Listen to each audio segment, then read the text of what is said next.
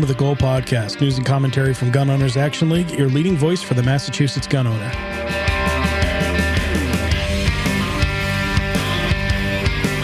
I'm Garrett, across the table from Jeff. A little bit later on tonight, we're going to have Jim Wallace talking to us about the dunes at the NRA and elsewhere. Yeah, they have an election coming up. Yeah, it's election season over there. So I guess we want to keep things moving in a positive direction. Before we get to that, though, I have a correction of my own to make. Second episode in a row. Slipping. Yeah, that's right. Right. The journalistic quality here is really slipping. So listener Jeff sent a note in to point out, listener Jeff, that was not you, different Jeff, to point out that the quote that I gave, it said, the Army's a broadsword, not a scalpel, was not from Under Siege, but from The Siege, the Denzel Washington movie. So thanks, Jeff, for pointing that out, keeping us honest. Fine by me. Absolutely. It works. Absolutely.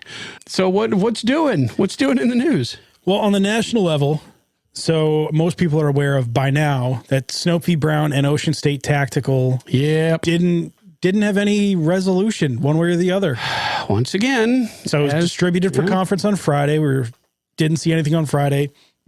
This is like the fourth time it's been relisted, I think. Well, it wasn't really relisted. It just... Not this time, it wasn't relisted. It just did nothing. It wasn't granted, it wasn't denied, it wasn't relisted, it wasn't punted. So the question becomes what ends up happening with it. Yeah, so the Supreme Court, like you said, has not done anything with it. They've ignored it completely. So it's not been denied, sir, which is important. The Supreme Court typically ends their session, they tend to go into recess, as they call it, right about the end of July. So what they typically do is they tend to clear the decks right about the end of January, and they either, grant, deny, send orders, whatever it is they're going to do, so that they can have the time between now and July to hear cases that they've decided to hear. Yeah. And if you really geek out on the SCOTUS orders and stuff like that, you've seen that they've made a lot of moves in the last couple of weeks. Yeah, the last two sets of orders were huge. Yeah, big sets of denials or grants, or it's all kind of the pieces are falling into place. Yeah, but in this case, nothing. They have not relisted it for conference, which they don't have to. Well, and there's not relisted it. They haven't denied it. They haven't granted it. They haven't. There's no rule nothing. There's no rule that says they couldn't. Release a special order, miscellaneous order tomorrow and say, yeah, we're going to hear it next week. Absolutely. They could not hear it and say, well, we'll take this up next session. The interesting thing about the Supreme Court is they're really not bound by any rules as far as what they take to hear and when. That's the co-equal branches of government bit. So there's a lot of tea leaf reading about, why and whether or not it means anything. Is it ultimately good? Is it ultimately bad? We don't know.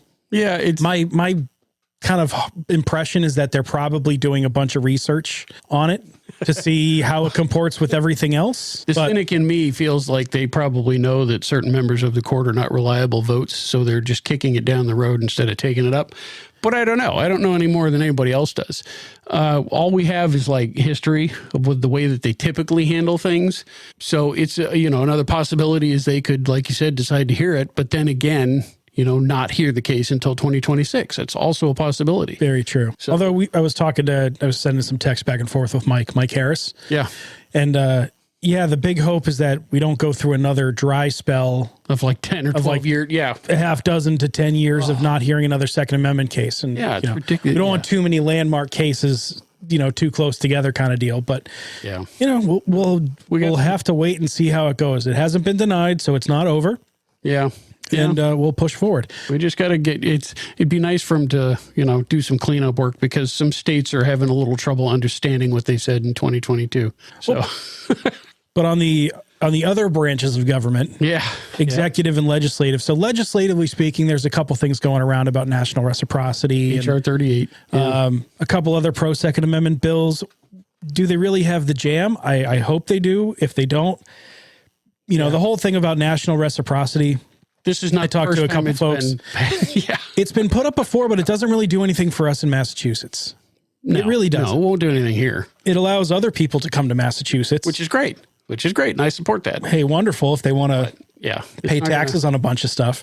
But it doesn't stop it stops states from interfering with the rights of citizens of other states. Yeah. But it doesn't do anything to stop the state from infringing on the rights of its own citizens. Which Massachusetts is pretty Which is good kind of what I would like to see change. On the executive side, there hasn't really been any talk or movement, anything gun policy wise out of the administration in their first week. And I've been looking. I looked through his policy documents. I looked through the new administration's website. I looked through, which is actually kind of funny because if you watch people online, they're like, the website doesn't say this anymore. They took that down. No, they didn't. They literally replaced the entire website with a new one at noon last Monday. And they're still populating it. It's not like they took something down. But anyway, of all of the policy documents that I've found, from Trump, from his regulatory people, from everybody so far, not a single mention of guns, good or bad. So, yeah, I mean, what does that mean? I am dying for my prediction to be proven wrong,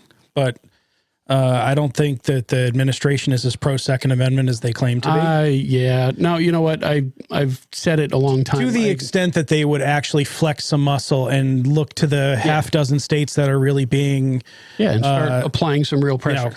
Thumbing their nose at the Supreme Court and actually applying pressure on it, like you said. So, I worry that a certain aspect of the incumbent party, the now incumbent party, looks at Second Amendment rights as a wedge issue. That's more useful around election time than it is to kind of the thing like promises. If you don't vote for me, you ain't a gun owner. Yeah, right. In so many feel free words, to vote for somebody else. Yeah. So like all elected politicians, Donald Trump deserves to have his feet held to the fire. So we're going to keep an eye on it and see what he does for our core issue area. SHOT Show was last week. I know, it's like January. It just all of a sudden pops up. Goes by. There it is. It's January. Now, rumor has it, so the SHOT Show is actually starting to get back up to pre-COVID numbers and attendance, and that's cool. Which I would hear kind of mixed things over the years. Like when the attendance was down, some people really enjoyed it because it was back more to being a industry trade show than really just like an exposition event. Spectator sport, yeah. But of all the things that were in SHOT Show, one thing that I saw that I thought was just absolutely cool was the Infotech Fast Mini FMP 13. Damn. Now, what this is, it is an RMR-sized thermal sight. Yeah. So picture something. Holy moly. Picture something the size of like an Aimpoint Acro, maybe a little bit, right in that size package, but a thermal optic. You can get that stuff pretty small, I guess the screen and the resolution and everything. And so I looked at this after you mentioned it, and I'm like, that's really cool looking. And then the back of my brain starts going, well, I mean, how far out is it really going to look? And then the other part of me is like, how far does it need to look? It's an RMR for a pistol, Well, so it's a 1.4 inch screen on the back. Yeah. I think it was like a 360 by 300 pixel touchscreen display with a 60 hertz refresh rate for the total gear. Yep. For the nerd. But you have the ability to like swipe up and down on the screen for like changing the color palettes and left and right to change the reticle and the reticle color. Only weighed in at 4 ounces, which I thought was really cool for what it's doing. Yeah. And here we go. But so it fits in a standard RMR footprint. They have other footprint plates available, but what they said, the kind of caveat, like if you wanted to mount it on a pistol to use it in lieu of a red dot, is that because it's solid and it's a screen, if anything happens, it damages, it breaks. That's it. You can't co-witness with sites. You can't. If that screen goes dark, that's it, pal. So what the guy was really saying they kind of had it intended for was to use as, you would run it on a long gun with like a 45 degree offset. Yeah. So, if you've ever seen some folks that site, run competition, they'll have like an LPVO on the top, so some sort of magnified optic on top, and then a 45 degree offset RMR for something close. They can just roll the rifle over and have something that's zeroed for a little bit closer. Yeah. That's where... Or at least acquire the picture. I mean, you can make arguments about using a thermal sight for a pistol anyway, but... but very cool. It comes in really tactical black for $699 or in flat dark earth for $749. Wow. So kind of on par price-wise with a decent RMR size red dot. Yeah. But it was just a really cool little... It is cool. It is cool little thing. It looked cool. I mean, people will look at it and go, it's gimmicky, and maybe it kind of is, but, I don't know, whatever. Gimmicky's still cool. I mean, if you needed to, roll that up on a hog hunt in Texas, just get an idea, get a picture. I'm going to reach out and touch them from a while away, though. But cool. No, it was just something that I thought it was cool, fascinating, taking technology and just shrinking it right down. And it looked neat, and maybe it's always like the next step. What's going to come later is what's really going to somebody came up with the technology, and then they're going to go and somebody's going to run with it, and make something like really awesome. And maybe a few years down the road, they find a way to do like a traditional RMR sized red dot. Do a holographic superimpose the heat image onto it. You never know. You could do that like an augmented reality kind of a thing where you see the thermal overlaid onto your. Might be cool. Yeah, I like it. Might be cool.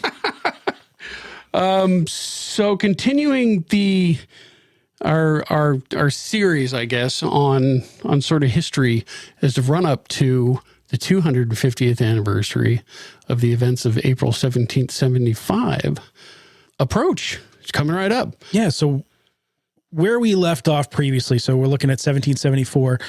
Closing with Massachusetts in a state of tension. The Redcoats were holed up in Boston, the surrounding countryside more or less under Patriot control, but Massachusetts had really kind of become the hotbed of resistance. And it wasn't just a matter of tea and taxes. It was survival, the question of whether colonies could govern themselves, because that was somewhat of a radical concept to say, we're going to have a country that does not have a ruling class. Yeah. Even to this day, that's somewhat of an outsider concept. So the previous year, the Boston Tea Party kind of tipped the scales, right? We mentioned it last time. In a single night, 342 chests of tea, which came to like 92,000 pounds. That's a lot of tea. That's kind of a lot of tea, yeah. It was dumped into Boston Harbor by the colonists, some of whom were reportedly disguised as Mohawk warriors.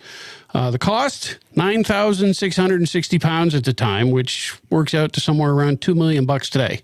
So that was not... It's not insignificant. When you adjust for inflation and exchange rates, it's about $2 million in modern U.S. cold hard cash. The real cost, however, was mostly political. British Parliament was furious at this act of defiance, retaliated with the intolerable acts as we know them, or the coercive acts as they were known in Parliament.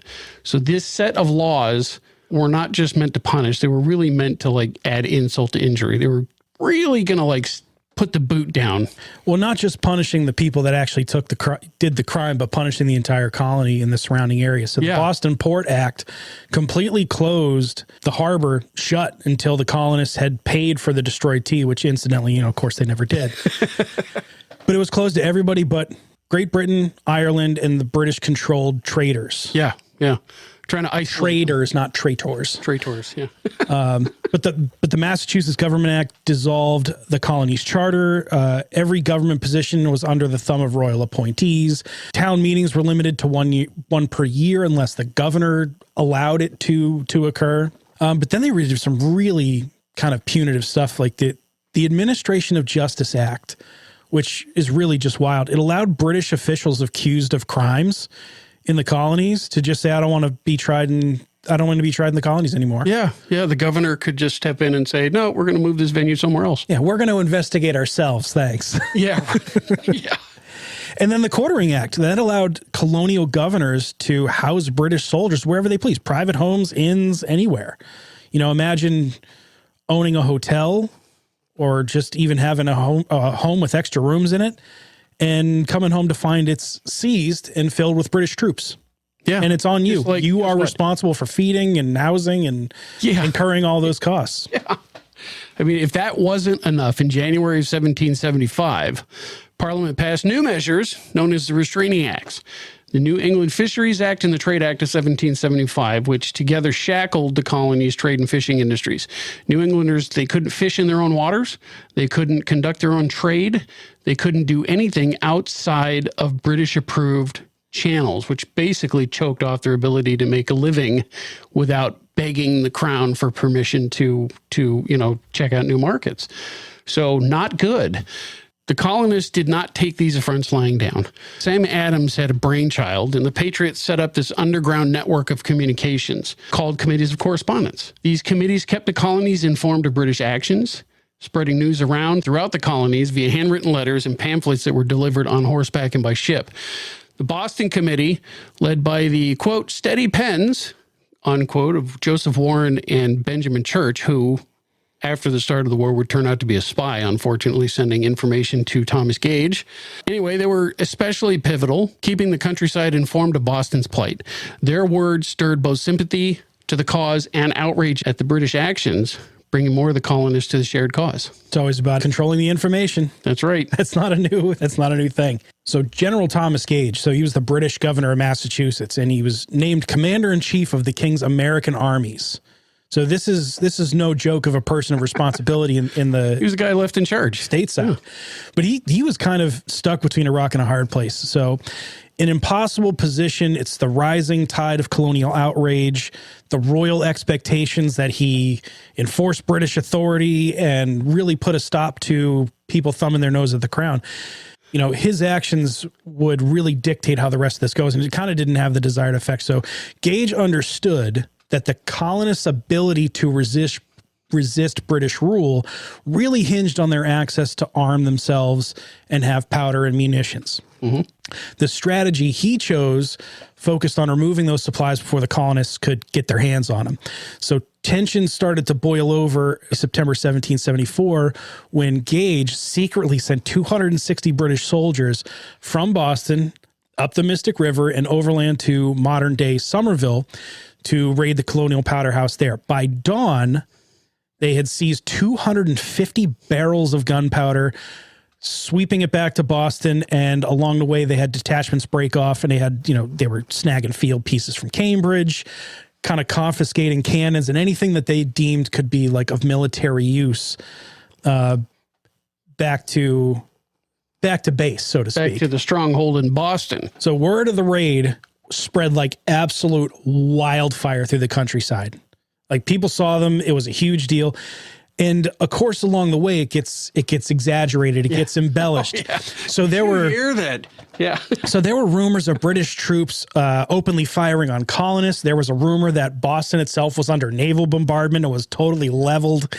But beacon fires that hadn't been lit since the French and Indian War were lit, sent out the signal, and by the next morning, thousands of colonists were armed and streaming towards Boston, everywhere from the western part of the state, from Connecticut, from New Hampshire. I mean, it was really a huge response. John Adams reported to the First Continental Congress about the events, and he said, quote, "When the horrid news was brought here of the bombardment of Boston, which made us completely miserable for 2 days, we saw proofs of both the sympathy and the resolution of the continent.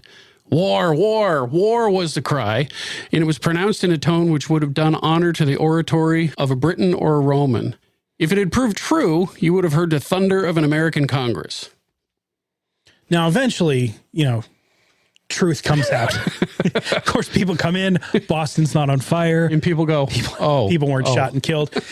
So a fair bit of them disappointedly turned around and went home. Not all of them. Not all. There was a good 3,000 to 4,000 strong crowd that did march on Cambridge to call for the resignation of a bunch of the administrators, judges, the sheriff who assisted in the powder raid, Lieutenant Governor Oliver, which they subsequently did, indicating that it wasn't just reactionary, but this was a start of something a little more political. So though the powder raid itself happened without resistance, the Patriots' response was huge. And it caught Gage a little bit off guard. He was so kind of taken aback at the colonial response that he canceled another planned raid that was going to happen in Worcester, sent off a letter to London and started begging for help. And he said, to the effect of, if you think 10,000 men are sufficient, send 20. If 1 million is thought enough, give 2. And his quote was, "You save both blood and treasure in the end." So historians often call the powder alarm the dress rehearsal for Lexington and Concord, because it kind of demonstrated both the British thought, the British plan, and the colony's readiness to mobilize to come together, to unite, to mobilize against these British movements. To actually like put feet on the road and not just make noises about it in taverns and so forth. Unfortunately, Gage's restraint wasn't going to last. In early 1774, the British military leaders voted to cut off supplies to powder and guns to North America entirely and gave orders to secure everything that was already here. A few days later, Paul Revere, we've heard that name before, rode north to Portsmouth, New Hampshire, carrying intelligence of an imminent British raid on Fort William and Mary. Local patriots leapt into action on December 14th, raiding the fort and carrying off its powder, musket, and cannons before the British reinforcements could arrive. Similar raids followed in Rhode Island and Connecticut, relocating critical supplies to inland militia units away from the British clutches so they back off of the coast. Get it inland where the Patriots are. There's a great story at Newport where they like shot the ship captain. Yeah. Yes, as a matter of fact, yeah. One of the things that you got to remember is the pressure that was being put on Gage as the governor was really coming from all sides. So not only did he have the colonists to deal with, but he had the pressure coming from, his own team. He was like rocking a hard place. It's like easy to go, Jesus, that guy had terrible judgment. And he kind of did. But at the same time, he was like, he didn't really want war, but bad position. Yeah. In British culture, to not be able to control your subjects was like, I put you in charge there. No, I didn't give you any resources to do it, but still it's your job. So there's a letter that went from Governor Wentworth in New Hampshire to Governor Gage in Massachusetts. And the line that really stuck out to me was that Governor Wentworth wrote, "This event plainly proves the imbecility of this government to carry into execution His Majesty's order in council for seizing and detaining arms and ammunition. The principal persons who took the lead in this enormity are well known." Ouch. And he, in the letter, he names Paul Revere by name and says, hey, this guy shows up, raises hell. They took all of our stuff. Yeah, right. What are you doing down there? How dare they? What kind of an operation are you running? But a public letter calling him an imbecile. I mean, this is a huge slap in the face. Yeah, it's huge. General Gage, faced with the massive colonial backlash, he was pretty shaken up by this. He described the colonists as, quote, numerous, worked up to a fury, and warned London that there would be real trouble if they didn't properly respond with men and material. Reinforcements were pretty slow to come, however, and the colonial unrest was spreading kind of like an infection. So there was another letter. There's a whole series of letters that go back and forth between Governor Gage and the Earl of Dartmouth, who was the Secretary of the Americas for the British Crown.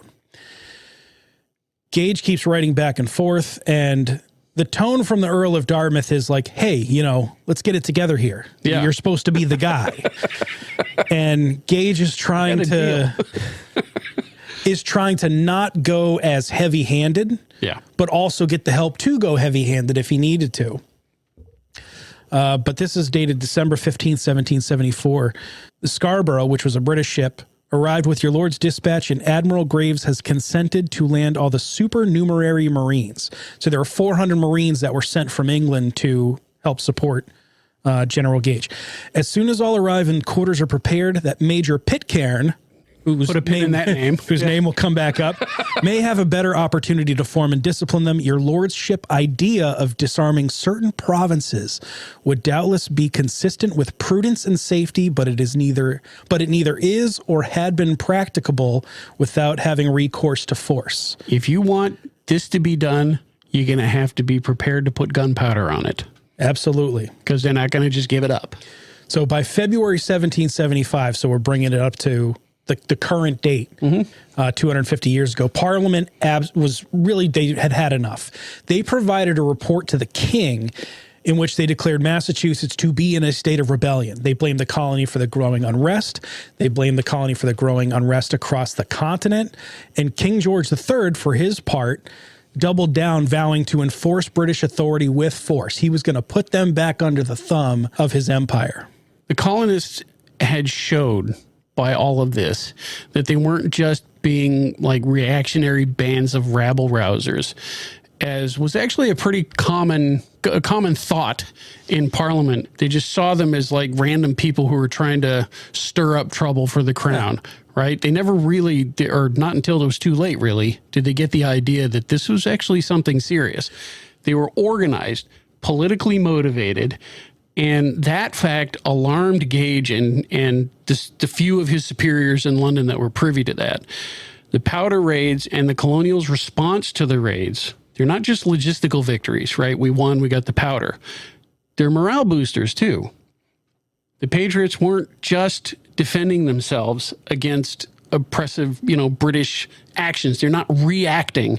They're actually now on the offense, and they're starting to bring the fight to the British. Yeah, I mean, the British weren't strangers to colonial uprisings, because the British Empire has ranged around the world pretty broadly. They've spent a year or three colonizing other continents. But one of the things they were really looking at in this whole situation, and I found this amazing bit of communications and information and documentation of the conversations they were having in Parliament. And one of the big concerns was, hey, listen, if we let these people push us around, consider the British Empire over. Yeah, because then everybody else is going to go, hey. This is kind of our cash cow right now. And if we're going to let this go, then we're all in a whole lot more trouble. And of course, it's going to set the tone for everybody else that really we don't have the fortitude to kind of keep our stuff together. So there was setting a precedent. The big kids on the block were heading to square off here. So that brings us pretty much between this and last episode, brings us almost up to the current date. So we've got some developments for next time. And then we'll take it right up until the events of Lexington and Concord. Looking forward to that. So pick it up next time. All right. Jim Wallace, Executive Director, Gun Owners Action League, joining us tonight. How's it going, boss? I was never there, I swear. And you can't prove it. You can't prove it. Yeah. So here we are. It's a new era. There's a new president. There's a new Congress. There's a new... I don't know. There's a lot of new stuff going on. Unfortunately, there's not any new movement on Snope or Ocean State Tactical. No. Unfortunately, we haven't seen movement on anything. And, I actually just put out a piece today. Basically, litigation's important, but it's nowhere near a sure thing. And it's unfortunate because the second A community, or the 2A community rather, a lot of them for some reason have just latched on to the belief that you file a lawsuit and everything stops. But if you look at, the history of lawsuits in the last 20, 25 years in the Second Amendment community, there's been a ton of lawsuits, but we haven't seen a lot of change. My colleague, Rich Pearson, who runs the Illinois State Association, they've been playing whack-a-mole with Chicago and Illinois for as long as I can remember. Yeah. Every time they win a case, the state or the city changes the law just enough, to supposedly comply with the court, and then they're back in court again. So that malicious compliance. Yeah, is that what the word is? Malicious compliance. Yeah. So, it's really something because, I spoke about this. I actually spoke at Brandeis last Wednesday at an advocacy class, and I reminded them of, you may get to a point as an advocate where you win a huge Supreme Court case and you think the fight's over. It ain't. And I reminded them, or they're not old enough to remember, but, Brown v. Board of Education in 1955, that was a huge win at the Supreme Court level. It did not change anything for a number of years in the segregation states. Matter of fact, things got ultimately worse. Yeah. If I remember my history right, for state of Virginia shut down public education for 2 years. Yeah. So they didn't have to comply. Entirely. Yeah. Yeah.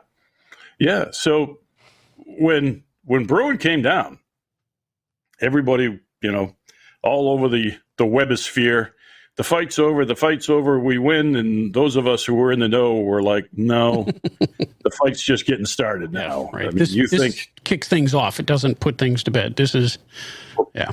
Well, I mean, because there is a win there. I think that it's fair to say that there is a bit of a win, but it's getting the states to actually comply with it. Because, I mean, the question always comes down to what happens when a state says we're not going to do it. Right. Yeah, and that's the key. And a lot of that is social change, which takes forever. But that means we just have to keep working on it. Massachusetts, eventually, hopefully in our lifetime, will come into compliance. But they're not going to give up easy. They have lived on this whole thing for, well, as long as I've been involved in politics for 30 years or so, is, our gun laws are saving lives. Our gun laws are the greatest thing since sliced bread. Our gun laws. Yeah. And they are not going to be told no by somebody up in, the Supreme Court, just like, Governor Wallace of Alabama, right? No. Nobody's going to tell me what I'm going to do. And eventually, we keep fighting. But what I'm concerned about is that some people, keyboard commandos of the 2A community, don't want to even bother with advocacy anymore, grassroots stuff. They are dead set on lawsuits that are filed will solve everything. Yeah. And if we lose, well, we're using the right lawyers. Well, yeah, but look at the history, guys, and that's what we're facing, and that's what we're facing now. And there's meanwhile, a huge, it's unnerving and scary when you see people that say, well, we're just going to all of a sudden start representing ourselves and collecting money and getting people to put their eggs in the basket of someone saying, well, I'm just going to take it to the Supreme Court. Yeah, myself. That's so far removed from the reality of how you even file a lawsuit. Like, you can't just, as a private citizen, walk into the United States Supreme Court and says, I sue. Yeah. Well, that's like all those years I used to spend at the gun shows and have all these guys come up. Well, I'm not joining Gold till you fix this. Well, then what do I need you for if we fixed it? Yeah, right. But the other piece was stop all this nonsense and just go up there and demand our rights back. Oh, crap. I wish I had thought of that 20 years ago. Oh, damn, what a great idea. I said, you know what? That makes my job easier. I can go up to the State House once a week and go, I demand nothing. Okay, I'll see you next week. Right. Yeah. See you guys. So validate my parking. That's validate my parking. Yeah. Yeah. All right. James, the reason that we dragged you away from your dinner to come on here is doings at the NRA. So right now, as you have alluded to more than once over the last few months, things at the NRA are in a little bit of a state of flux. But right now, you said that the ballots for board elections are going out. Is that true? Yeah, they're out. For most people, if you're an NRA member and you're eligible to vote, you will get a ballot in your NRA magazine. If you get one, if you don't get a magazine, you can request one. Mm-hmm. I don't know if it comes by mail. I'm not exactly sure how that works, but I know that system is available. And there's 3 ballots that go out. They all have the same names, but the names are jumbled up so that it's not just one ballot and people start from the top and just, elect. Because you can actually vote for, I think it's 25. Because every year there's 25 out of the 75 that are elected by members through ballot. And then at the annual meeting, there's the 76th director that's elected by the people who attend. And I've actually gotten that twice. Yeah. Yeah. So the first time was kind of interesting because I hold the NRA historical record for being the only 76th director voted in by the members at the annual meeting while I was in a hospital bed. So I don't think anybody else will probably do that. That is a dubious honor. That's not really the kind of honor that you aim for. No. But I got an engraved chromed bedpan as a award for it. Nice. Yeah, we should give one of those out at the annual meeting for Legislator of the Year, right? There you go. Fully semi-automatic bedpan. Yeah, that's right. It's like what's that Harvard Award, the Hasty Pudding Award, or something like that. That's right. Yeah. All right. So ballots are out. There's a lot going on. I wrote up a piece and put it out today. It's not very detailed, and we really don't need to get into that. But last January, so a year ago, when Wayne LaPierre resigned at the board meeting, of course, number of us wanted to know, okay, what's the plan? And we found out really quickly there wasn't one. They were just about to start the trial in New York. Yeah. There was no plan to have anybody succeed Wayne, other than somebody who was handpicked already. As a matter of fact, what they did was, under the bylaws, the head of general operations, which is essentially the second in command, if the executive vice president, for whatever reason, is gone, leaves, whatever, the person in general operations, according to the bylaws, takes over until the board can elect a new leader. Okay. Well, just prior to the board meeting, Wayne fired the guy heading up general operations because he knew he disagreed with a lot of things that were going on, and put another guy in place so that when he stepped down, his handpicked guy would be the one in charge still. So somebody more pliable. More pliable. The other major problem with the bylaws, and we're going to try to fix that as soon as we can. It's going to take quite a while, but a bunch of us I shouldn't say a bunch. There were 8 or 9 of us that got together, and we started calling each other, texting each other, and finally did a couple of Zoom meetings trying to figure out what the heck was going on. What was the plan as we went into the trial? And a number of us called for a special meeting of the board of directors to start addressing these issues as quickly as possible. The problem was they put in place the bylaw years ago that can only be changed by the members, which takes a year to do, that the board of directors, once the executive vice president's position, the EVP, is gone, they have to elect a new one the next time they meet. Well, the NRA hasn't elected a new EVP in 25, 30 years?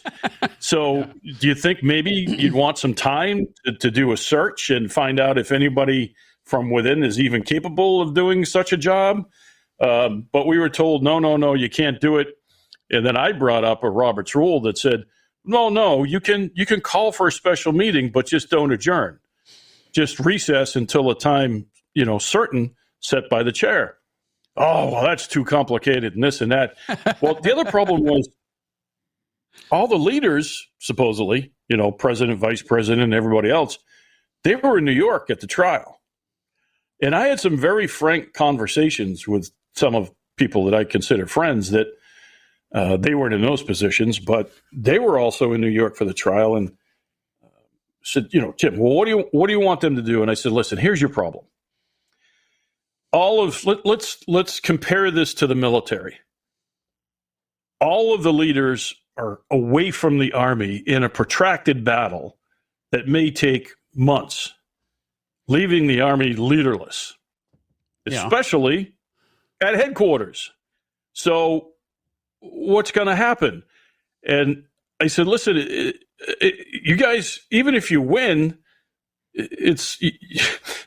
I used another analogy where I said, listen, in the old days where the warriors went off to battle and, left the village to their own, and when they came back victorious and there was no village, it was gone. So that's exactly what's happening now. And it turned out to be the case because the board started to break up into, pieces, and without leadership, people are going to seek their own leadership and start making their own little packs. So we needed a plan. And the small group that we had put together started to work on that plan as soon as we realized we weren't going to get a special meeting. Yeah.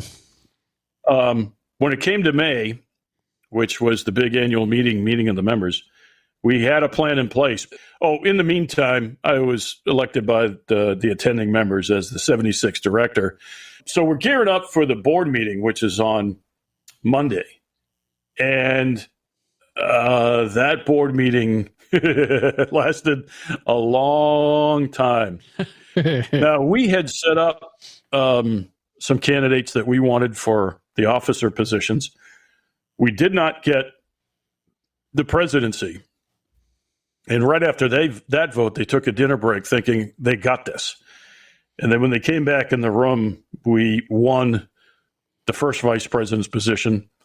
we won the second vice president's position.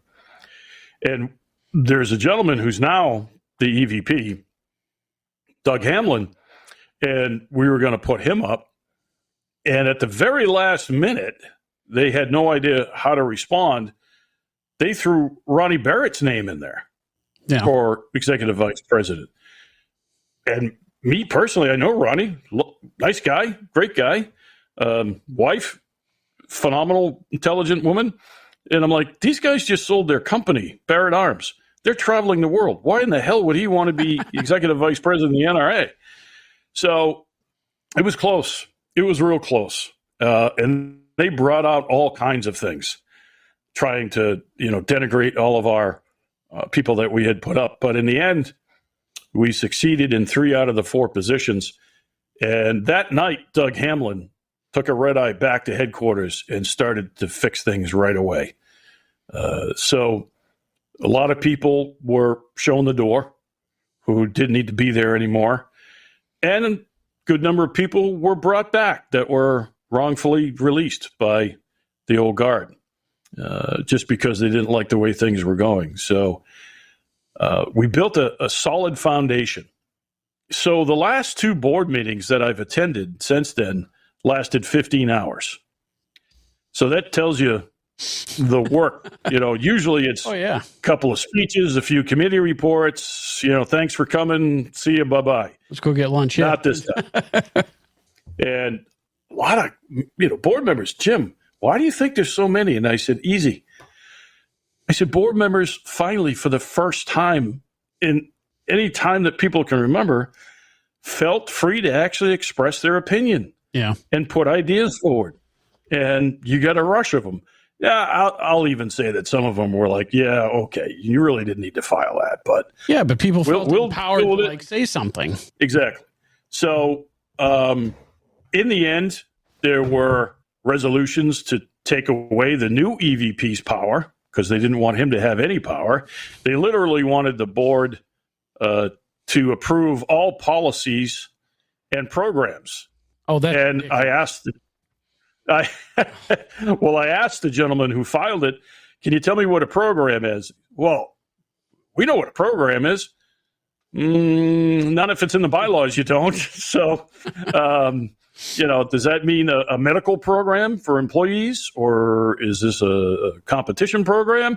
And in the end, that was soundly shot down. So after 15 hours, this last meeting, it was clear that the tide is turning. And the other side has realized what's coming at them. And, I give the president credit. Bob Barr, whether you like him or not, he runs a phenomenal meeting. He really does. He's very fair to everybody. He has the parliamentarians sitting right next to him, and he does a great job at getting us through those marathon meetings. And a lot of changes were made by the president during these meetings. So we got rid of the relocation committee. So that's gone. We got rid of the EVP search committee because they still wanted to keep looking. A whole number of things. But we did it right too.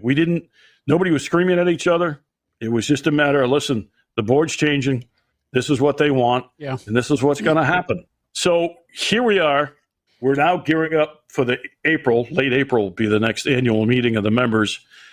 And that will be the change of officers. So what happens in the NRA elections right now will determine the course of the NRA, period. Those are the ballots that are going out right now, are the ones for April. Correct. Right. Yeah. Yeah.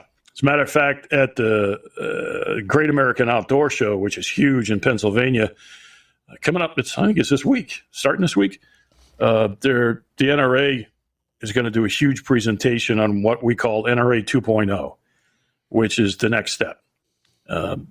It's going to take a while because the programs have suffered so badly in the last 5, 6, maybe even more years. Because millions and millions of dollars went to the lawsuit rather than programs. Many. So it's, oh my God, too many.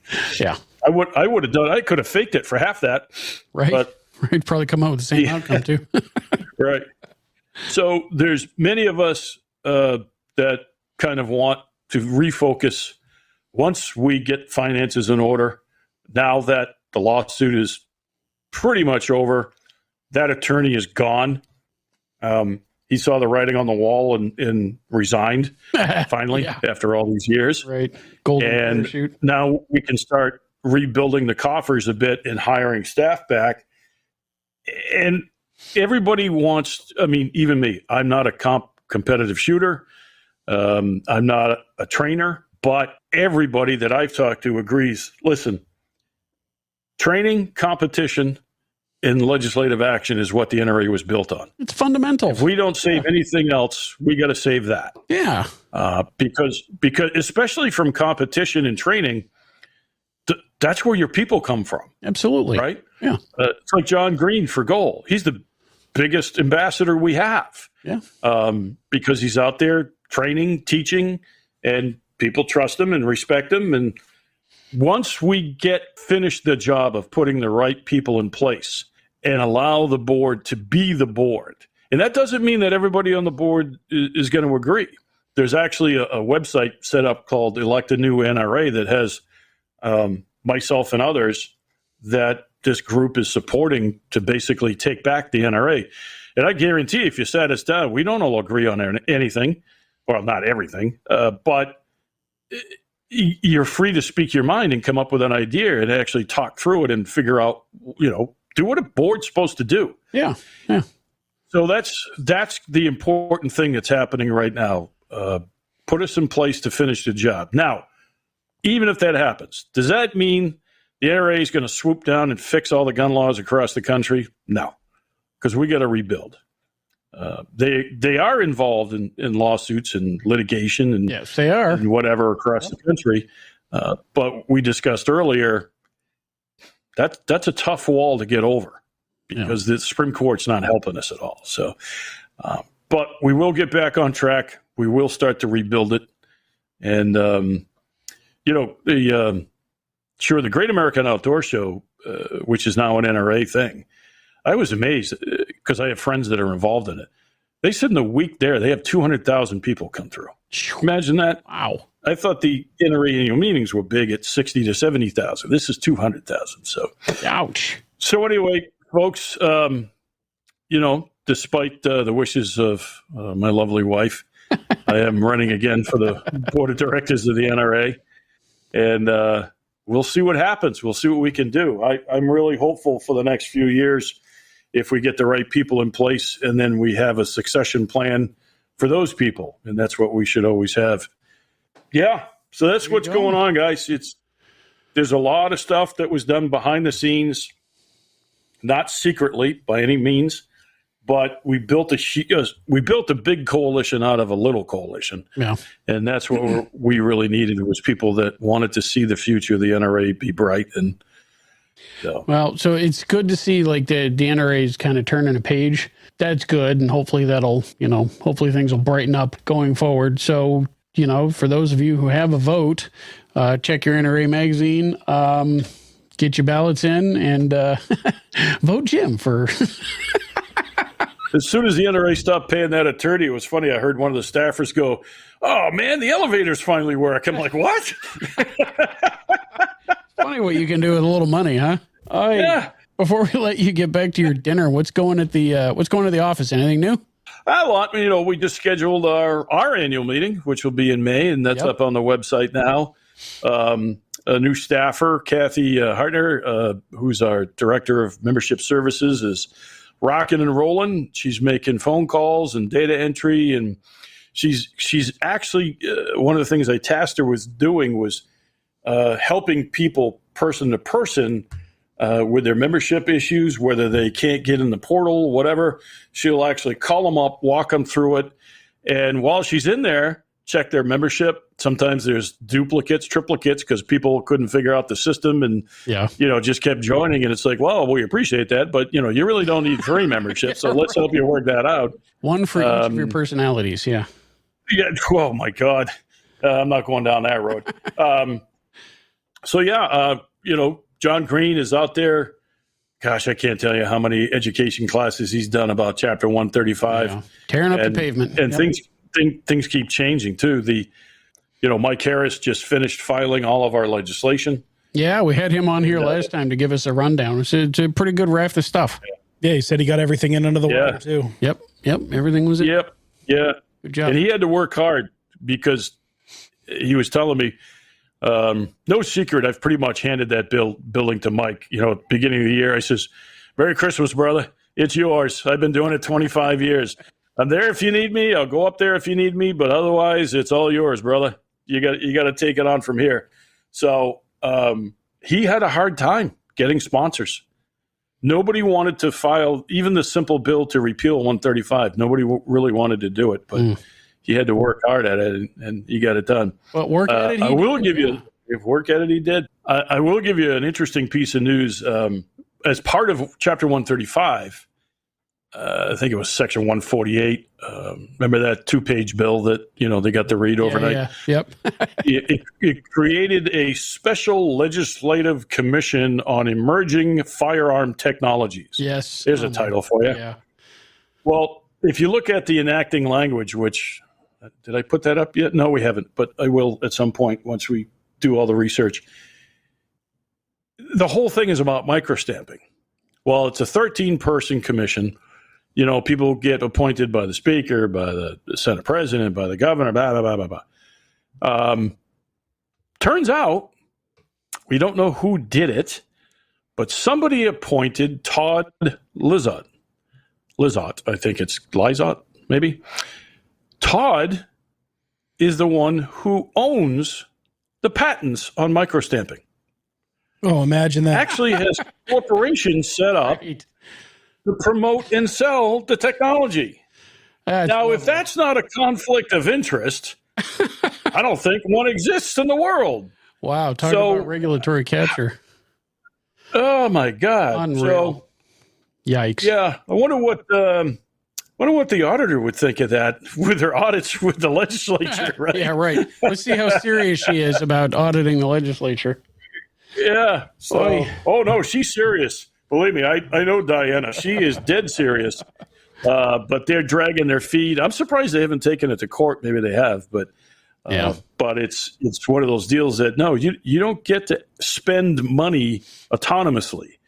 They have immunity from a lot of things they do in passing legislation. Yeah. Spending money shouldn't be one of them. Absolutely not. Absolutely not. Especially when they're not telling people what they're spending it on. Yeah. There's that little thing about accountability. Exactly. Yeah. Awesome, man. All right, guys. Thank you very much for popping on for a minute. Let you back to it. Jim Wallace, Executive Director, Gun Owners Action League. Thanks for joining. All right. We'll see you. Take it easy.